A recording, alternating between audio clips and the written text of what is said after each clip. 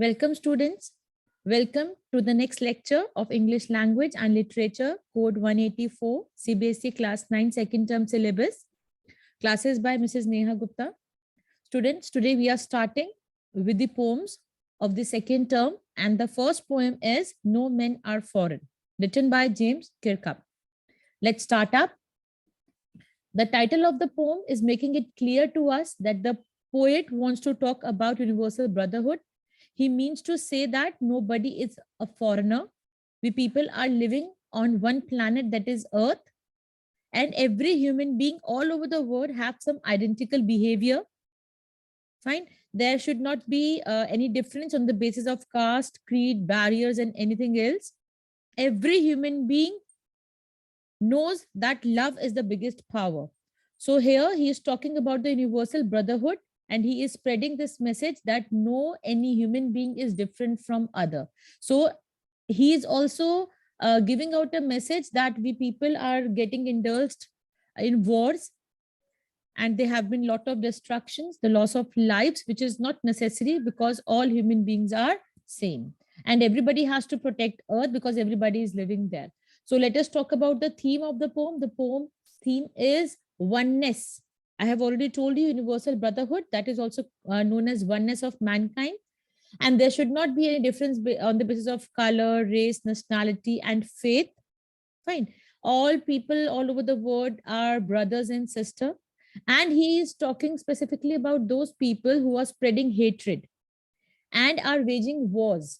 They are criminals. Poet is saying, poet आपसे कह रहा है कि सभी लोग बराबर हैं, कोई भी डिफरेंट नहीं है, किसी भी बेसिस पे डिफरेंट नहीं है, जितने भी लोग हैं वो सभी एक दूसरे के भाई बहन हैं, और जो लोग नफरत फैला रहे हैं और लड़ाइयों को बढ़ावा दे रहे हैं वो क्रिमिनल्स हैं, और उनको हमें कंडेम करना चाहिए, उनसे हमें हेट करना चाहिए, नफरत करनी चाहिए, और ऐसे मैसेजेस को नहीं फैलाना चाहिए. ठीक है, बात करते हैं कुछ वोकैबुलरी वर्ड्स की जो हम पोएम में पढ़ेंगे, इसलिए हमें पहले पता होना चाहिए. Here in the poem we would learn about strange. Strange मतलब वो चीज हो जिसके बारे में हम जानते नहीं है. ठीक है, beneath किसी के under. Aware, if I say that I am sensitive to this, that means I mean to say that मैं इसके बारे में जानता हूँ. हार्वेस्ट, जब क्रॉप्स आपकी ग्रो कर जाती हैं, जो फार्मर्स होते हैं वो एक हार्वेस्टिंग सीजन होता है, वो क्रॉप्स को काटते हैं, उसको स्टोर करते हैं. स्टार्व मतलब when you are hungry and you are not getting food, तो हम कहते हैं I am starving with food, I am starving, मेरे को भूख लगी है. लेबर मतलब होता है हार्ड वर्क करना, मेहनत करना. डिस्पोजेस मतलब किसी को किसी चीज से डिप्राइव करना. डिप्राइव मतलब होता है किसी से कोई चीज ले लेना जिससे वो चीज उसके पास है नहीं. ठीक है. Betray means to cheat somebody, किसी को धोखा देना. Condemn means to attack, to criticise, to hate. ठीक है. डिफाइल का मतलब होता है कुछ खत्म कर देना, डिस्ट्रॉय कर देना.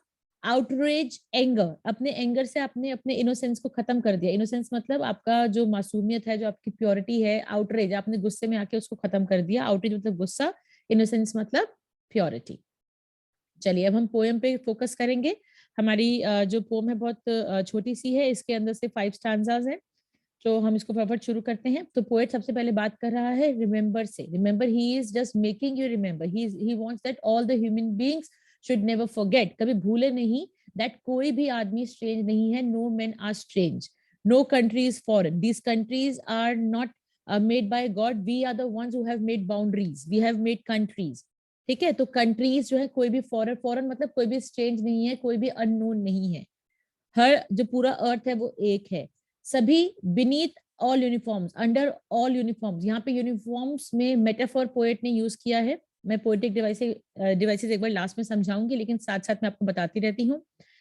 जो यूनिफॉर्म्स है, यूनिफॉर्म्स मतलब यहाँ पे मिलिट्री फोर्सेस हैं, क्योंकि आपको पता है हर कंट्री की अपनी मिलिट्री होती है, उसकी अपनी यूनिफॉर्म होती है. तो पोएट जो है उसको बोल रहा है, उसको रेफर करते हुए कह रहा है कि कितनी भी अलग यूनिफॉर्म्स क्यों ना हो, सबके अंदर एक सिंगल बॉडी है, दैट इज ब्रीदिंग.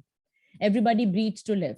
तो जितने भी यूनिफॉर्म्स है, everybody is wearing different uniform, different clothing, but everybody has only single body under the uniform, and they are breathing like us. As we are breathing, they are also breathing. The land our brothers walk upon, we are walking on the same land. मैंने आपको शुरुआत में ही बोला है कि हम सब एक ही लैंड पे चल रहे हैं, एक ही अर्थ पे चल रहे हैं, कोई हवा में नहीं चल पा रहा है. तो everybody is walking on the same land. Is earth like this? वो क्या है? वो हमारी अर्थ है. In which we shall all lie. हम यहीं पे चल रहे हैं और यहीं पे एक दिन हम सब मरने वाले हैं। इसका मतलब है कि अर्थ पे ही हम जी रहे हैं और अर्थ पे ही हम एक दिन मिल जाएंगे। After birth we would be buried, we would be burned in whatever way we are going to lie. Lie मतलब हम लेटने वाले हैं, हम मिलने वाले हैं इस अर्थ के साथ। तो इस वाले स्टैंजा में पोएट आपको बोल रहा है कोई भी इंसान फॉरेनर नहीं है, everybody is breathing, everybody is walking on the same land and everybody would die on the same land. Okay, कोई ये नहीं है कि कोई हवा में जाके मरने वाला है। चलिए, दे टू, दे मीन्स जिसको आप फॉरेनर कंसीडर करते हो, जो आपकी कंट्री से दूसरी कंट्री में रहते हैं, जिनको आप फॉरेनर कंसीडर करते हो, उनके बारे में बात कर रहा है। They too are aware of sun, air and water. आपको पता है ये तीनों चीजें जो हैं किसी लाइफ के लिए बहुत इंपॉर्टेंट है। अगर ये चीजें हैं तो लाइफ वहां पे पॉसिबल है। आपको पता है अर्थ एक ओनली प्लैनेट है जहाँ पे ये सब चीजें पॉसिबल हैं, एटमॉस्फेयर पॉसिबल है। तो एवरीबडी इज अवेयर, सबको पता है कि सन, एयर और वाटर उनको चाहिए ही चाहिए जीने के लिए। And all are fed by peaceful harvest. Peaceful harvest मतलब, पीसफुल का यहाँ पे कहने का मतलब है कि जब आपकी वॉर्स नहीं हो रही हैं, लोग आराम से क्रॉप्स को उगा रहे हैं, हार्वेस्टिंग सीजन आ रहा है, उससे वो लोग अपने आप को अपना पेट भर रहे हैं, दे आर फीडिंग देमसेल्व्स। तो all are fed by peaceful harvest. तो पीसफुल टाइम पे आपको हार्वेस्ट जो है वो फीड करती है। By wars long winter starved. Starve मैंने बताया था, जब हमें भूख लग रही होती है तो उसको बोलते हैं वी आर स्टार्विंग। और अगर जो विंटर सीजन है वो बहुत लंबा खिंच जाता है, अगर समझो बहुत बर्फ पड़ गई है, तो सारी जो आपकी क्रॉप्स हैं वो डिस्ट्रॉय हो जाएंगी और आपके पास फीड करने के लिए कुछ नहीं बचेगा, आपके पास खाने के लिए कुछ नहीं बचेगा।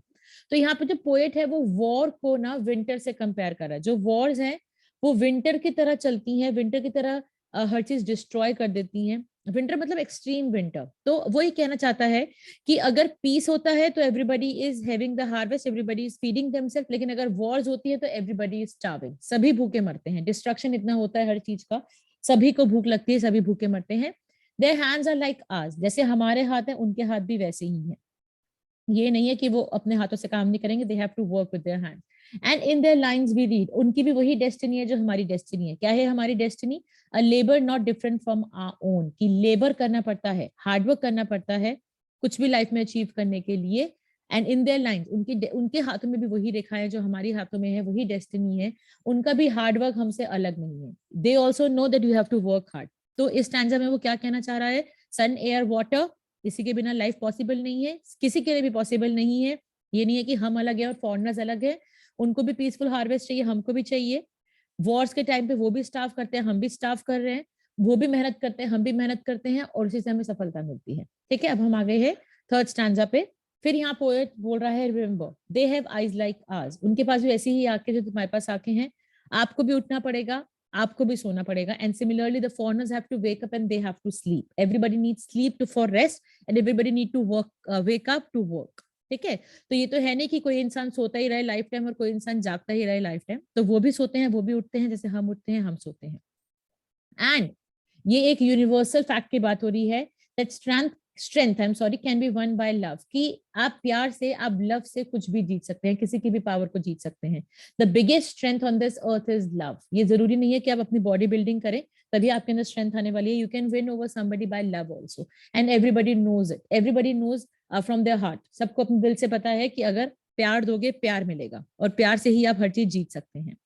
इन every land is a common life, हर जगह कॉमन लाइफ है। कॉमन लाइफ का मतलब क्या है? बर्थ हुआ, चाइल्डहुड हुआ, ठीक है, एडल्ट, फिर आपका एडोलेसेंस एज हुआ, फिर एडल्टहुड हुआ, फिर ओल्ड एज हुआ। तो ये कॉमन लाइफ है। कोई there can not be anyone जो चाइल्डहुड एज में पहुंच गया बिना बर्थ के, या ओल्ड एज में पहुंच गया बिना एडल्टहुड के। तो every land is a common life, हर लैंड पे एक कॉमन लाइफ है that all can recognise and understand, और सभी समझते हैं उसको, सभी पहचानते हैं। ऐसा नहीं है कि कोई ये सोचता हो कि लाइफ उल्टी है, किसी का उल्टा तो नहीं हो रहा, कोई ओल्ड में आ रहा है फिर एडल्ट हो रहा है, फिर बच्चा बन रहा है, फिर जाके मर रहा है, ऐसा तो पॉसिबल नहीं है।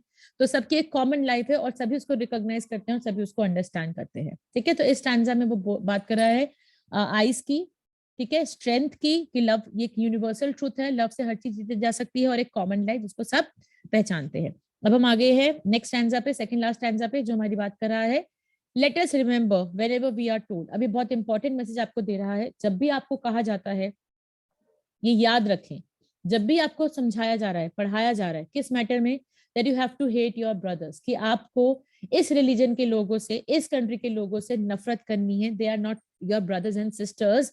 अगर आपको ये पहचाना, आपको ये समझाया जा रहा है, तो आप याद रखिए, it is ourselves that we shall disposes। इसका मतलब क्या है, अगर हम किसी से नफरत कर रहे हैं, इसका मतलब हम अपने आप को बीट्रे, चीट कर रहे हैं, अपने आप से नफरत कर रहे हैं और अपने आप को डिप्राइव कर रहे हैं किसका, लव का। अगर हम किसी के दिल में नफरत भर रहे हैं, उससे नफरत कर रहे हैं, तो हमारे अंदर से भी लव खत्म हो रहा है, इनोसेंस खत्म हो रहा है। ठीक है, तो अगर हम किसी से, अगर हमें कोई कहता है that you have to hate the people of this religion, this country, this caste, this creed, whatever, तो आप ये याद रखिए, अगर आप उस बात को सीख जाते हैं तो आप अपने आप को डिस्पोज कर रहे हैं, अपने आप को डिप्राइव कर रहे हैं लाइफ को एंजॉय करने के लिए। डिप्राइव मतलब होता है आपके, जैसे I am deprived of money, इसका मतलब मेरे पास पैसा नहीं है। ठीक है, तो आप अपने आप को डिप्राइव कर रहे हैं इस ब्यूटीफुल लाइफ से। आपके पास ब्यूटीफुल लाइफ जब एंजॉय कर सकते हैं वो खत्म हो जाएगी। आप अपने आप को चीट कर रहे हैं, आप अपने आप को नफरत कर रहे हैं। ठीक है, remember, we who take arms against each other, if we are taking arms against each other, arms का मतलब होता है, arms and ammunition मतलब होता है हथियार। अगर हमने अपने ही लोगों की तरफ हथियार उठा लिए है, अपने ही लोग मतलब हम एक ही, बेटा we are all one species, हम सब ह्यूमन बींग्स हैं, और अगर हमने अपने ही लोग मतलब अपनी ही स्पीशीज के अगेंस्ट जो है हथियार उठा लिए हैं, it is the human earth that we define. इसका मतलब हम क्या कर रहे हैं, हम अपने ह्यूमन अर्थ को, ये हमारी अर्थ किसके लिए है, ह्यूमन के लिए है, इस ह्यूमन अर्थ को हम पोल्यूट कर रहे हैं। We are polluting because we are using arms, we are using weapons against this, against the other people and against the earth. Earth को भी हम डिस्ट्रॉय करेंगे। आपको पता है ना क्या होता है जब वॉर्स होती है तो क्या होता है, देयर आर हेल्स ऑफ फायर, हर जगह हेल्स ऑफ फायर, फायर है। ठीक है, सबकी जो सबकी जो इनोसेंस है दैट हैज बीन आउटरीच, मतलब गुस्से के कारण सबके अंदर नफरत भरी हुई है, सबके अंदर हेट्रेड भरा हुआ है, तो लोगों के अंदर जो इनोसेंस है वो किल हो रहा है। ठीक है, of air that is everything everywhere our own, जो एटमॉस्फेयर है, जो हवा हमारे लिए है, जो हवा हमें जिंदगी दे रही है, हम उसको खराब कर रहे हैं। क्योंकि वॉर्स के टाइम पे इतना हेल्स ऑफ फायर, हेल्स ऑफ फायर जहाँ पे किसका सिंबल है बेटा, यहाँ पे ये वॉर्स का सिंबल है, आपको याद रखना। यहाँ पे फिर पोएट ने मेटाफोर यूज किया है, और इस हेल्स ऑफ फायर की वजह से क्या हो रहा है, जो इनोसेंस है वो लोगों का किल हो रहा है। और वो हवा, वो एयर जो हमें लाइफ देती है, जो एवरीवेयर इज आवर ओन, जो हमारी है, उसको भी हम डिफाइल कर रहे हैं, उसको भी हम पोल्यूट कर रहे हैं। तो आखिर में फिर पोएट एक बार आपको रिपीट करके बोल रहा है, remember, no man are foreign, कोई भी फॉरेन नहीं है, कोई इंसान अलग नहीं है और कोई कंट्री स्ट्रेंज नहीं है, all are one, there should be the feeling of oneness among us. तो इस पोएम में टाइटल से ही समझ आ रहा था आपको कि पोएट आपसे बात कर रहा है that no man are foreign, और he has given many examples to prove that how much similar you are with the foreigners. आपके अंदर और दूसरों के अंदर, दूसरे फॉरेनर्स के अंदर बहुत ज्यादा सिमिलैरिटी है। जो वो उस बारे की बात कर रहा था, उसने उसको प्रूव करके दिखाया है। अब बेटा पोएम के बाद बात आती है पोएटिक डिवाइसेस की, जो हमें पता होना चाहिए, जो हमने पोएम में पढ़े हैं। आपके एग्जाम्स में ये भी पूछे जाएंगे और आपको आगे सीनियर क्लासेस में भी हेल्प मिलेगी अगर आप इसी क्लास में सीख लें।